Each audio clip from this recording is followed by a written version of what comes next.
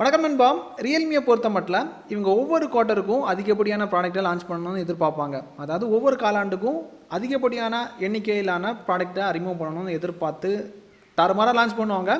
அந்த வகையில் போன வாரம் என்னென்ன வந்துச்சுங்கிறத நீங்கள் பார்த்துருப்பீங்க. இந்த வாரம் பார்த்தீங்கன்னா ரியல்மி பட்ஸ் ஒயர்லெஸ் 2 இதை அறிமுகம் பண்ணியிருக்காங்க.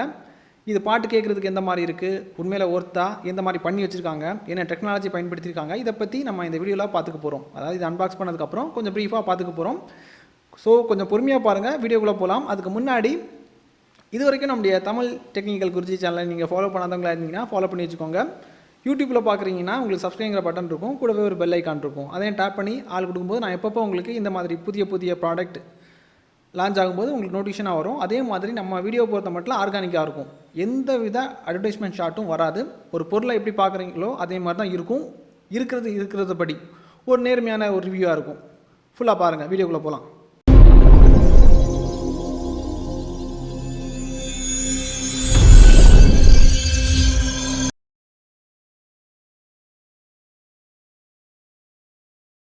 இனி உங்களுக்காக இந்த நெக் பேண்டை அன்பாக்ஸ் பண்ணுறேன். என்னென்ன இருக்குங்கிறத பாருங்கள். பேக்கை பிரிக்கிறேன். பேக்கை பிரிக்கும் போது மேலே பார்க்கும்போதே உங்களுக்கு தெரியுது நெக் பேண்ட் இருக்குது. நெக் பேண்ட் எல்லாமே பார்த்தீங்கன்னா கவரிங் நல்லா பண்ணியிருக்காங்க. அதை எடுக்கிறதெல்லாம் ரொம்ப கஷ்டமாக இருக்கும். இந்த நெக் பேண்டை நீங்கள் பார்க்கும்போது தெரியும். இது எடுக்கிறதுக்கு முன்னாடி ஒரு வழி ஆகிடுவீங்க. சேஃப்டியாக பேக் பண்ணியிருக்காங்க. இதை பொறுத்த மட்டும் நல்லா பண்ணியிருக்காங்க, பேக்கிங் நல்லா பண்ணியிருக்காங்க.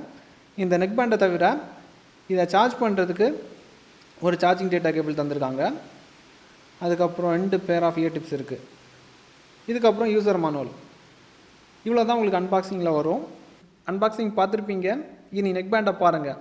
பார்க்குறதுக்கு எப்படி பண்ணியிருக்காங்கன்னா, இதுக்கு முன்னாடியெல்லாம் பார்த்தீங்கன்னா ரியல்மி குவாலிட்டியில் எந்த குறையும் வச்சுருக்க மாட்டாங்க, நல்லா பண்ணுவாங்க. ஆனால் இந்த வாட்டி பார்க்கும்போது முன்னாடி பண்ணதை விடவும் கொஞ்சம் கவனக்குறைவாக பண்ண மாதிரி தான் எனக்கு தோணுது. குவாலிட்டி வைஸ் பார்க்கும்போது அந்த ப்ராடக்ட்டுக்கும் பழைய ப்ராடக்ட்டுக்கும் இதுக்கும் நிறைய டிஃப்ரென்ஸ் இருக்குது. நீங்கள் பார்க்கும்போதே தெரியும். இங்கே பாருங்கள், கண்ட்ரோல் பட்டன் எல்லாமே கரெக்டாக அதாவது இருக்க வேண்டிய இடத்துல இருக்குது. அப்புறம் மோட் சுவிட்ச் பட்டனும் கரெக்டான பிளேஸில் வச்சுருக்காங்க. மைக்கு கரெக்டான இடத்துல இருக்குது. தென் இந்த சைட்டில் வந்துட்டிங்கன்னா சார்ஜ் பண்ணுறதுக்காக டைப் சி போர்ட் தந்திருப்பாங்க. இந்த போர்ட்டை பாருங்கள், இதுலேயும் கவனக்குறைவு தான். அதாவது 1000 ரூபாய்க்கு நம்ம நெக் பேண்ட் வாங்கினாலே அதை கரெக்டாக க்ளோஸ் பண்ணுறதுக்கு கவரிங் எல்லாம் கரெக்டாக பண்ணுவாங்க. இது ஓப்பனில் இருக்குது. ஒருவேளை இது கவனக்குறைவா, இல்லை இவங்க ப்ராடக்ட்டுக்குள்ளாடி தூசி போனாலும் எதுவும் ஆகாதா, இல்லை நான் இப்படி தான் பண்ணுவேன் அந்த மாதிரி பண்ணியிருக்காங்களா, இல்லை மக்கள் எந்த மாதிரி பண்ணாலும் வாங்குவாங்கங்கிற தைரியம் அவங்களுக்கு வந்துடுச்சா, அதுதான் எனக்கு கொஞ்சம் யோசிக்க வேண்டியதாக இருக்குது. இது மட்டும், அதாவது பழைய ப்ராடக்ட்டுக்கும் இதுக்கும் நிறைய வித்தியாசங்கள் இருக்குது குவாலிட்டி வைஸ் பார்த்தீங்கன்னா. இதுக்கப்புறமா ஒயரோட குவாலிட்டியெல்லாம் பார்த்தீங்கன்னா உங்களுக்கு ஸ்டாண்டர்டான குவாலிட்டியில் தான் பண்ணியிருக்காங்க.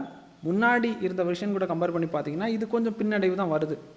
இதுக்கப்புறம் இதில் உருப்படியாக எனக்கு அவங்க பண்ணியிருக்கக்கூடிய விஷயம்னு பார்த்தீங்கன்னா, இங்கே பாருங்கள், அதோட டிசைன் லேசர் பீட் டிசைன் வேறு லெவலில் இருக்குது.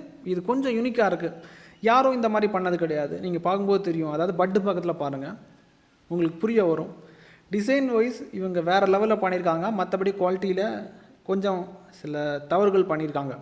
மற்றபடி வெளிப்புறத்தில் பார்க்கும்போது என்னென்ன இருந்துச்சுங்கிற நான் உங்ககிட்ட ஒப்படைச்சிட்டேன். இதுக்கப்புறமா உள்ளாடி போயிடலாம், ஹார்ட்வேருக்குள்ளாடி போயிடலாம். அதுக்கப்புறம் டெக்னாலஜி வைஸ் என்ன பண்ணியிருக்காங்க, லாஸ்ட்டாக பாட்டு கேட்குறதுக்கு எனக்கு எந்த மாதிரி இருந்துச்சு, பேக்கப் டைம் எந்த மாதிரி இருக்குது, எல்லாமே நம்ம ப்ரீஃபாக பார்த்துக்கலாம். இருக்கிறது எப்படி இருக்கோ அப்படியே உங்ககிட்ட நேர்மையாக ஒப்படைக்கிறேன், அவ்வளோதான். என்னால் முடிஞ்ச அளவுக்கு இது வரைக்கும் நான் எந்த பிராண்டுக்கும் விலை போனது கிடையாது. எவ்வளோ நேர்மையாக பண்ண முடியுமோ அந்த மாதிரி தான் பண்ணுவேன். ஃபுல்லாக பாருங்கள் நண்பா, கொஞ்சம் பொறுமையாக பாருங்கள். டெக்னிக்கல் வைஸ் பார்த்தீங்கன்னா இதில் அவங்க R2 சிப்பை பயன்படுத்தியிருக்காங்க. R2 சிப்பை பயன்படுத்தும் போது பல நன்மைகள் இருக்குது. அதில் ஒரு நன்மையை சொல்கிறேன். அதாவது பேட்ரி பேக்கப் உங்களுக்கு அதிகமாக கொடுக்கும். ஏன்னா பவர் கம்மியாக தான் எடுக்கும். பவர் கம்மியாக எடுத்தாலே நமக்கு தெரிஞ்ச விஷயந்தான், பேட்ரி பேக்கப், ப்ளே டைம் எல்லாமே நமக்கு அதிகமாக கிடைக்குங்கிற விஷயம். இதுக்கப்புறமா நாய்ஸ் கேன்சலேஷனுக்கு ஒரு உந்துதலாக இருக்கும். இன்னொரு பெனிஃபிட், உந்துதல் மீன்ஸ் நாய்ஸ் கேன்சலேஷன் உங்களுக்கு பக்காவாக இருக்கும். அவுட்புட் வேறு லெவலுக்கு இருக்கும். அதாவது அப் டு உங்களுக்கு 25 dB வரைக்கும் உங்களுக்கு மேக்ஸிமம் கிடைக்கும். இதுக்கப்புறமா இதில் டிரைவர்னு பார்த்தீங்கன்னா மெயினான விஷயம், வண்டி ஓட்டுற ஆள் கரெக்டாக இருக்கணும். அதுக்குன்னு பார்த்தீங்கன்னா இங்கே 13.6 mm டிரைவர் தந்திருக்காங்க. டிரைவரும் உங்களுக்கு கரெக்டாக பெர்ஃபார்ம் பண்ணுது. இது எல்லாத்துக்கும் மேலே எல்லாருமே எதிர்பார்க்கக்கூடிய விஷயம், கோடிக் பேக். என்னென்ன கோடிக் பேக் இதில் சப்போர்ட் ஆகுங்கிறத பார்ப்பாங்க. அப்படி பார்க்கல சோனியோட LDAC கோடிக் சப்போர்ட்டும் இதுக்கு தந்திருக்காங்க. வேறு நம்ம மார்க்கெட்டில் இருக்கக்கூடிய எல்லா கோடிக்கோட சப்போர்ட்டும் இதுக்கு தந்திருக்காங்க. அப்புறம் ஸ்பெஷலான விஷயம் வந்து பார்த்திங்கன்னா இதில் பேஸ் பூஸ்ட் இருக்குது. அந்த மோட் எனேபிள் பண்ணிட்டீங்கன்னா உங்களுக்கு பேஸ் வேறு லெவலில் இருக்கும். லோ லேட்டன்சி இருக்குது. லோ லேட்டன்சி உங்களுக்கு வந்து வேறு லெவல், ஸ்மார்ட் லெவல்னு சொல்லிக்கலாம். ஸ்மார்ட்டுன்னு அவங்க மென்ஷன் பண்ணல, ஸ்மார்ட் லெவலுக்கு இது பெர்ஃபார்ம் பண்ணுது. ஏன்னா உங்களுக்கு 88 எம்எஸில் இருக்குது. அதாவது என்ன சொல்கிறது, ஒரு பிரச்சனை நான் கண்டுபிடிச்சேன் லோ லேட்டன்சியில். சில டைம் லோ லேட்டன்சி வேலையே செய்யலை. இவ்வளோ கொண்டு வந்ததுக்கப்புறம் அதில் ஒரு பெரிய ஒரு பிரச்சனை இருக்குது. அப்புறம் இதில் டாட் சார்ஜ் சப்போர்ட் தந்திருக்காங்க. டாட் சார்ஜ்னால் நீங்கள் பயப்பட வேண்டிய அவசியம் கிடையாது. சிம்பிளாக எல்லாருக்குமே புரிகிற மாதிரி சொல்கிறேன். அதாவது இந்த நெக் பேண்டை நீங்கள் ஒரு 10 நிமிஷம் சார்ஜ் பண்ணிட்டீங்கன்னா கம்பெனி என்ன சொல்கிறாங்கன்னா 12 மணி நேரம் வரைக்கும் நீங்கள் பாட்டு கேட்கலாம்னு சொல்லிட்டு, நான் செக் பண்ணி பார்க்கும்போது 6 மணி நேரம் சம்திங் தான் எனக்கு டாட் சார்ஜோட பலன் வந்து கிடச்சிச்சு. ஸோ பாதிக்கு பாதி போய் சொல்லியிருக்காங்க. தென் வந்து இங்கே பார்த்தீங்கன்னா ஃபுல்லாக சார்ஜ் பண்ணிங்கன்னா உங்களுக்கு பேக்கப் வந்து 9 மணி நேரத்துக்கு கிட்ட கிடைக்குது. அது வேறு விஷயம். டாட் சார்ஜ் இவ்வளோ தான் எனக்கு கிடைக்குது.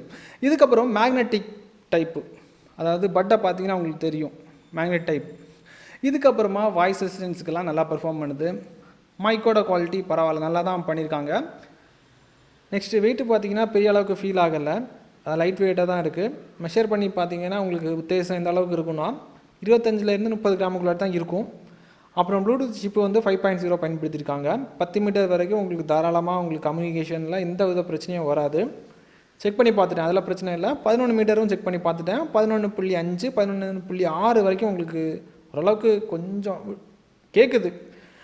11.6க்கு மேலே போகும்போது உங்களுக்கு கொஞ்சம் கொஞ்சம் விட்டு விட்டு கேட்கும். 12 மீட்டருக்கு மேலே போகும்போது மொத்தமாக கட் ஆகிடும். அதாவது 10 மீட்டர் கரெக்டாக உங்களுக்கு வேலை செய்யுது. 11 மீட்டர் வரைக்கும் பிரச்சனையும் இல்லை. அப்புறம் மோடெல்லாம் உங்களுக்கு தெரிஞ்சுக்கணும்னு நான் நினைக்கிறேன். அதில் செப்பரேட்டாக ரியல்மியை பொறுத்த மட்டும் உங்களுக்கு மோட் தந்திருப்பாங்க.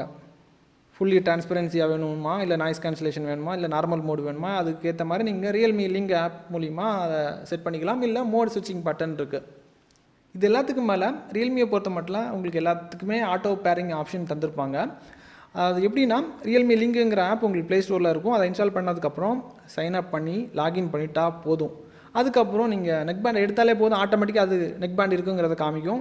ஜஸ்ட் ஒரு பேர், அவ்வளோதான், வேலை முடிஞ்சிச்சு. இதுக்கப்புறம் எல்லாமே நீங்கள் ஆப் மூலிமா கான்ஃபிகர் பண்ணிக்கலாம்.